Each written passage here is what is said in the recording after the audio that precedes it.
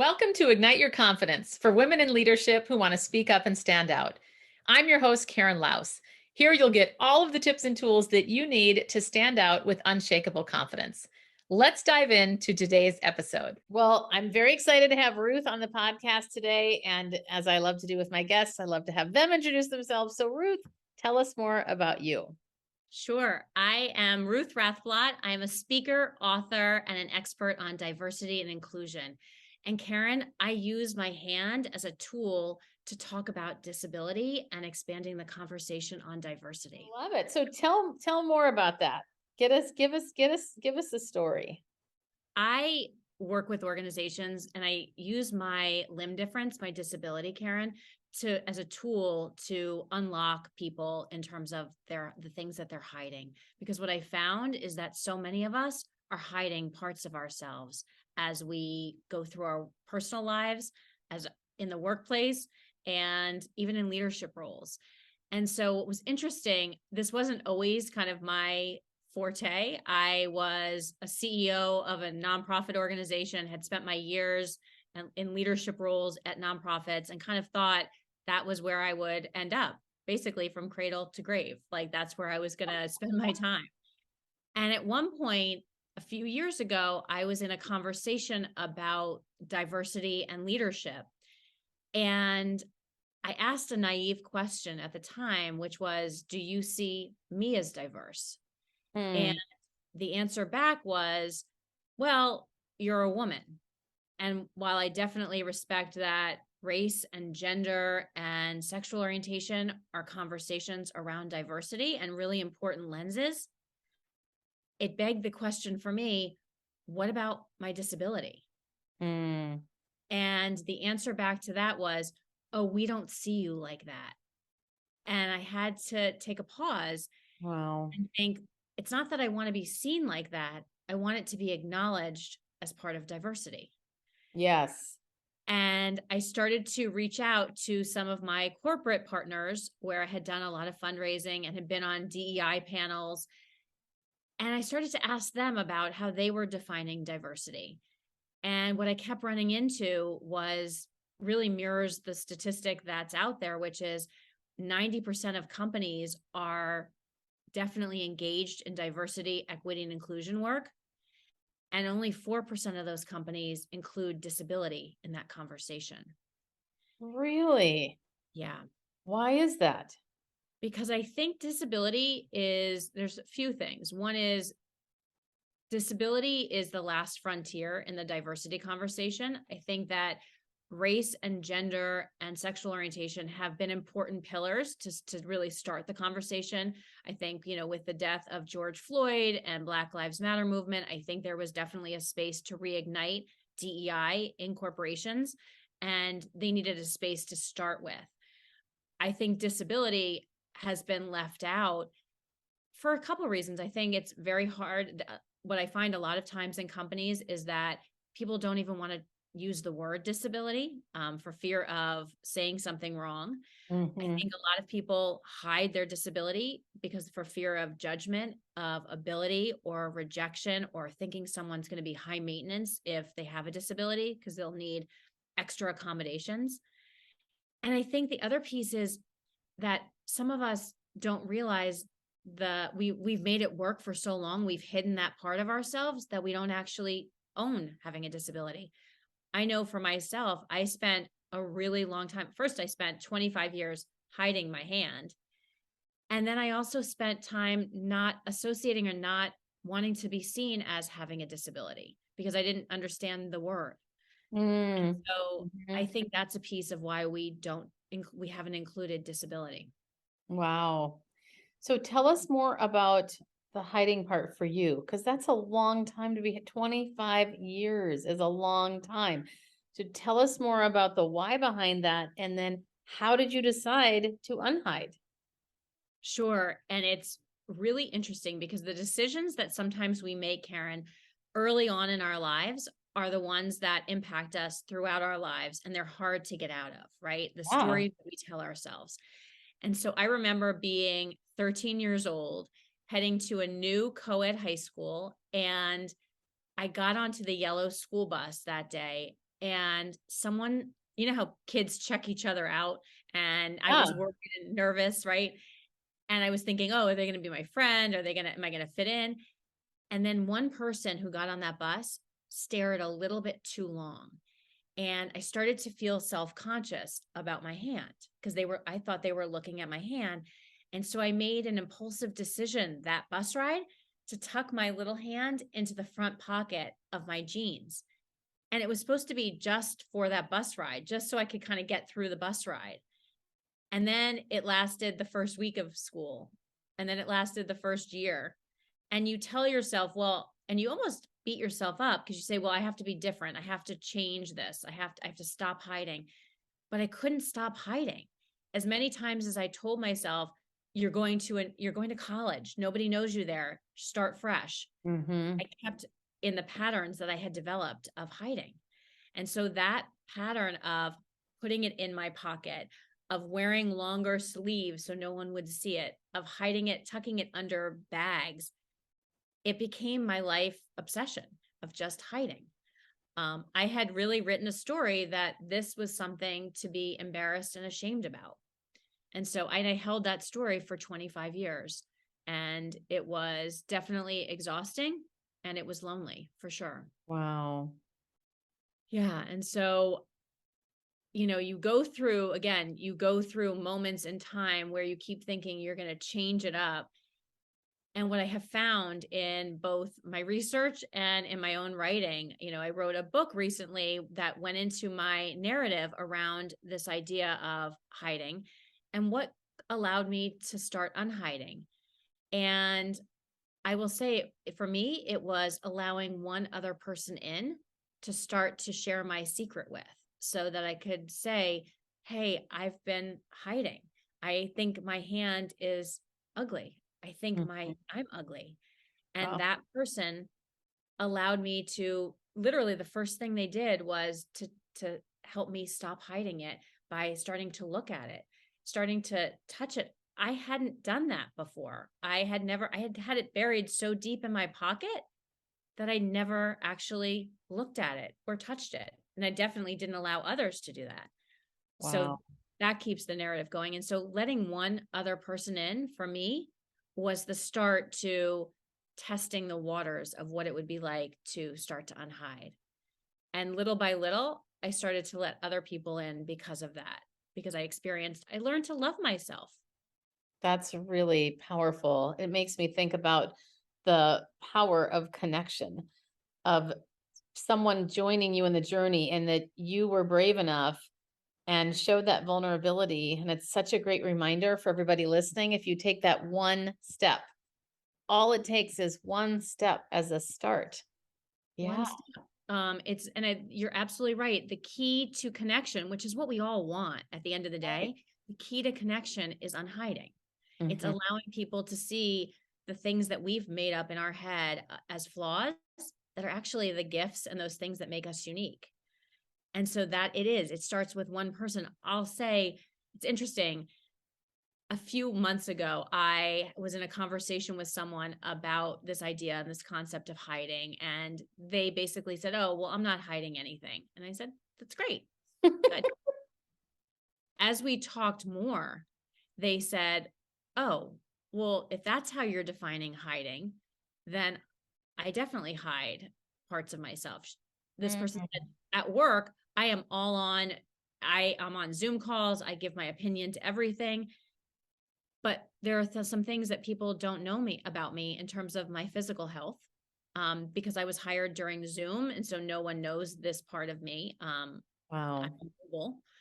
And the second is about a family member who has mental health challenges. And so and that's why I say from the beginning, part of disability is we learn to live with it and almost don't want to burden someone else with the things that we just make up for in our heads and fit Mhm. in.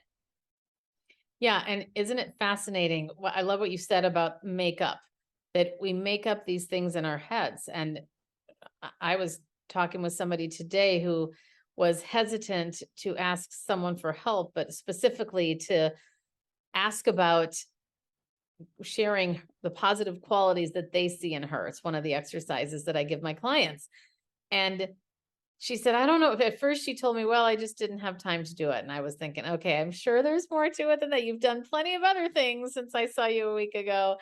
And then she said today that the fear of what people would say and just not wanting to be a bother and all the things that we think, as opposed to letting somebody see the real us. And yeah, it makes me think about how incredibly just again, I keep using the word powerful, but I feel like what you're doing is so powerful through your example, and you've opened up all these amazing conversations. Can you Yeah, tell us more about that? Because you've shared a lot of examples with me offline. sure. No, and what's amazing, Karen, is that most of us that are hiding parts of ourselves think we are the only ones hiding, that other people can't have it as bad. They don't have my story. They're not hiding. Their life looks perfect. I mean, and we attribute some of that to social media, right? Because the Yeah. facade of what people post versus what they're going through. And so, yeah, when I start to share out what I'm hiding, people, it's almost like they take a deep exhale and their shoulders release and they say, oh, me too. I've been hiding and it is exhausting and it is lonely and it is about overcompensating and overachieving so that you can look like you fit in. I mean, from the person I just described who's been hiding in her workplace to, I think I shared with you when I was coming back from a speech in Texas, a speaking opportunity in Texas. And I was sitting waiting to get a glass of wine just at Austin Airport, and there were no seats available. And luckily, a woman called me over and said she was leaving soon.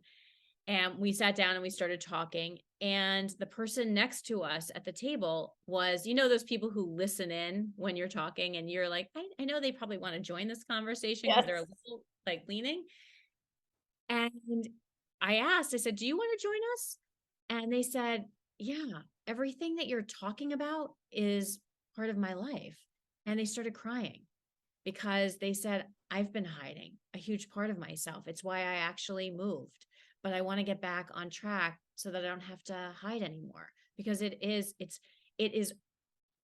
literally something you become obsessed with your story that you've told yourself and it's hard to get out of. And that's why, even if it's just one person, to your point, taking one step, finding one person to start to share that with, it becomes just a little bit easier. I've had people share their mental health journeys, that they've been hiding addiction, that they've been hiding needing to go to therapy about things. It's fascinating what people are hiding. And so, yeah, I absolutely believe that there is space because, the other statistic that I found super interesting was that Deloitte did a study in 2013, Karen, that 61% of people are hiding part of themselves in the workplace. Wow. I actually even think that number is higher. Yeah. Um, I have to say it. like 61 is a big number, 61%, because that means half your workforce is hiding. Yeah. But I actually think that number, given COVID and the hiding behind the cameras and the Yeah. turning the microphones off and not wanting to return to work, Hmm. there's a lot more hiding than we know. Yeah. Yeah. Well, what I love is that you are opening up this conversation, and it must be so rewarding. I want to have you tell us more about that, and then tell us about your book. Sure. No, I think, I guess they go hand in hand, for lack of a better expression. Like they do. I think the journey of hiding at such a young age and then continuing to feel like I needed to overachieve and overcompensate showed up in not just my personal life, as I shared before, but also in my work life. And so it was that need to, and if your listeners are anything like you and me, that that space of needing to overachieve and overcompensate so that you Yes. you you look like a star, right? So that and typically because we feel like we're missing a part of ourselves. We want to fit in. We want to do better. We want that reward. And it was interesting at one point in my career, I had a supervisor who didn't know about my hand and I was hiding it. And my job was to basically cut out different logos for a project and put them together and showcase why one of them deserved a patent. And as I was cutting out those things, I was doing that with one hand and the paper kept slipping. And so that if you've ever tried that, the edges Oh, are just yes. everywhere. Yes. And he called me into his office. And because I was such a high achiever and overachiever, I was excited that he was calling out attention. I thought, somebody's calling me into their office. They're taking an interest in my work. And instead, what I found is he basically barked at me and said, Ruth, did you ever go to kindergarten? And again, he doesn't know about my hand. He doesn't Right. know what's going on. He sees me as this college kid. And I wasn't able to answer him. And he said, because if you had, you would have learned how to use scissors if you had gone to kindergarten. Oh my gosh. And I left his office embarrassed and ashamed because I was hiding my secret because again, I was having to prove that I could get the job done when there were people around all the time.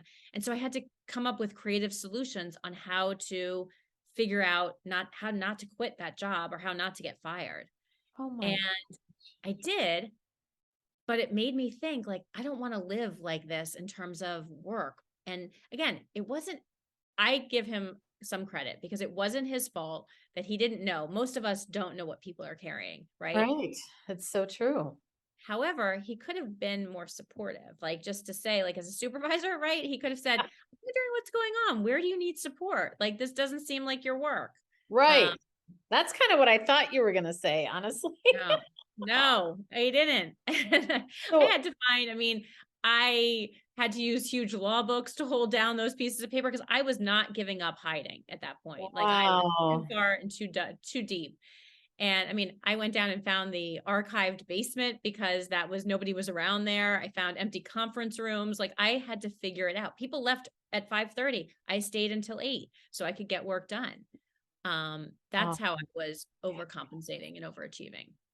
And so as I wrote the book, I realized some of that isn't just my story.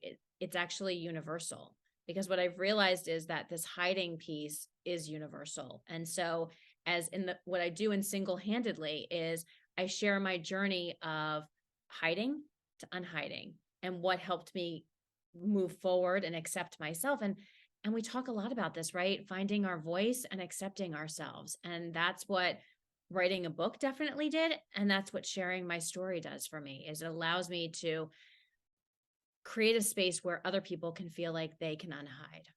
wow. At what point did you realize after sharing with the one person and then the other and etc., what would you say is the time span between sharing with the first person and then being pretty darn comfortable with it? Yeah, that's a good question. It was probably 10 years, 7 to 10. Yeah, I would say, I mean, I started Oh, sharing it out and then about if we use it, yeah, about 7 years in, I then met someone randomly in a drugstore who had one arm like myself. And I talked to her because I was ready to start I hadn't associated I really had blinders on about disability and limb differences. Like I would have sworn to you if I had not written the book that, oh, I haven't really met anyone with a limb difference. Well, the truth is I had. And I just didn't want to wow. associate with them. And because I really I didn't accept that part of myself. And Oh, so I meet this woman in a Dwayne Reed. We start a pharmacy, we start talking, and she said, oh, well, there's a whole group of us. It's called the Lucky Finn Project, and it's an online group. really? Yeah. And at that time, Karen, when I discovered them, there were 30,000 members. It's now over 70,000. Oh, And I went home and looked at this space because that's the beauty of social media is the connection piece that when you can find your people and you can find your group. And I look online, I see all these amazing faces and hands that look just like mine. I had felt alone my oh, entire life. oh my gosh. And So how to, old were you at that point? I was 38. Okay. Wait, no, I was older than that. I was 40. Yeah, because I was 48. Yeah. Oh my gosh. So, and then to discover, and they had a picnic, which is so amazing. I flew to Detroit to their annual picnic that they had so that I could see again firsthand what was this whole space. And what was amazing is there were two things. One is there were other adults there who had my limb difference. Karen, I didn't make up hiding. Other people had done it too. So it wasn't just Oh, me in that space. wow. Yeah. How did And that feel to not feel alone anymore? it's one of the greatest gifts I have given myself and Oh, gotten, right? Is to be able to realize that you have community, that there are people, there's a shared experience. That's the beauty, I think, in companies of employee resource groups or affinity groups, is that shared space to talk about things that you've encountered and been challenged with. That's the safe place to do it. And so, yeah, going there and seeing these other adults and being able to talk to them. How did they manage taking a selfie and holding a plate and shaking someone's hand? We all had to figure it out. right. The other gift during that picnic trip or that weekend was I got to be a role model for the younger kids and their parents, because Oh, parents worry naturally about kids. And I think parents with disabilities worry even just a little bit more, like, are they going to be loved? Are they going to find employment? Are they going to be successful? And so I was able to kind of reassure families and parents that they're going to be fine, that, I was fine. oh, oh my gosh. This is so wonderful. I'm so happy for you. I'm so happy for the world that you have gotten to this place. It's And so it doesn't happen wonderful. overnight. I think that's the key, right? I think that's why we find therapists, we find coaches, we find people to help guide us, Yeah. because it really is a hero's journey. It's finding a guide who can share with you a piece and help open your eyes to something and give you the tools so that you can then go and live the life that you're meant to live, not held back by secrets and those stories we've told ourselves. Yeah. It's so true. And I'm still sitting in the fact that you said about 7 to 10 years. Mhm. Yeah. That I love that you shared that so that other people can also recognize this stuff doesn't happen overnight, which you've already shared, but I want to underscore that because initially in my head I was thinking, oh, maybe it was 6 months or a year. I had no idea it was that amount of time. And even though I wasn't, and what's interesting about that is even when I stopped hiding it physically, I was still, that's why that story about the diversity conversation was so impactful to me with that about leadership, is because just because I wasn't hiding it anymore, they knew about my hand. And even though they didn't see me that way, I was still not sharing my journey with anyone. So how could they know? How could it be part of diversity? Because they didn't know I had a different perspective or a different experience, because I wasn't talking about, that's the last step in this discovery process, is when you've accepted yourself, and then how do you start to share your story so it helps someone else? Right. Right. But they had no idea. They had, yeah, I was Ruth. I had my hand out at that point of my career, but I wasn't sharing my journey. So no one knew what I had been through. Yeah. Well, and I do think that that's such a meaningful and again powerful transformation and for us to be able to share in that journey with you being willing and open to share it with the world is such a it's just such an incredible thing for others. So thank you for that. Yeah, no, it allows us to feel connected to each other, because this is definitely not a something to be ashamed of. It's actually a gift, and it makes me unique. And I think my hand allows that, and it allows other people to start to see the things that they've considered flaws as gifts instead, and different perspectives. Oh, yes. Oh, I like that. Ooh. I'm soaking all this up. Okay. Well, is there anything that I haven't asked you yet that you would like me to ask or that you'd like to share? I know, I think, it's interesting. I think that the other piece of my journey was the book came because I had done a TEDx. I think I told you this, Karen, like Yes. offline, Yeah. is I had done a TEDx. I came back and I'm a professional speaker. That's what I do for a living. Someone introduced me to a speakers bureau and I was all excited because I had the video clip from the TEDx and they said, yeah, that's okay. That's great that you did a TEDx. You need a book. And I said, no, no, I Oh speak. You see, no. it's called hide. When I stopped hiding, I found freedom. That's the TEDx right there. And they said, no, you need a book. And it's like what's interesting about this journey, and I don't know if you have found this, is that it's almost as if you get to a mountain top and then you see the next mountain that comes ahead, right? It's non-ending discovery, and that's the beauty of life. And I think when you accept that, the mountains don't seem so um impenetrable or insurmountable. You start to be like, okay, this is part of it. This is how I get to my next level. Yeah. Oh, that's so good. Yes, it's so true. We've got it. Yeah, all good. Well, where can we find you, Ruth? Where can we buy your book? Where can we get to know you better? So the book is on Amazon, the hard copy and the paperback. The Audible is coming out just in time for the holidays. Yay. And so they're all on Amazon and other retailers online. And then I really spend a lot of time, Karen, on LinkedIn, which is where Okay. I think I do a lot of chat, especially around this conversation around how do we expand diversity to be fully inclusive, to include those with visible differences like mine and invisible differences. And then I spend a lot of time on with my website and throwing content there so that people and resources so that people feel like they have somewhere to turn and where they can ask questions. Mhm. Because that's the whole part about diversity, equity, and inclusion is creating that space so that people do feel seen and do feel heard and feel like they belong, right? Because you don't want to get in trouble for DEI. You want to actually learn Right. Right. and then practice it. Right. Yeah. So I The think there's action, right? We got to take, go ahead. No, I think that's the fear of some DEI is that you're going to get in trouble if you ask the wrong question. Am I allowed to say the word disability? How should I talk to somebody with a disability? All those pieces is what I help companies with. Yeah. Yeah. That does beg the question. Could you give us a tip on how do you do that? I think it's about, I go back to the idea of curiosity for the sake of kindness and support. Hmm. If you don't need to know about someone's disability because it doesn't affect how you can support them, you probably don't need to really ask. It's like looking at we all rubberneck sometimes when we see a traffic accident. Oh my God, what happened?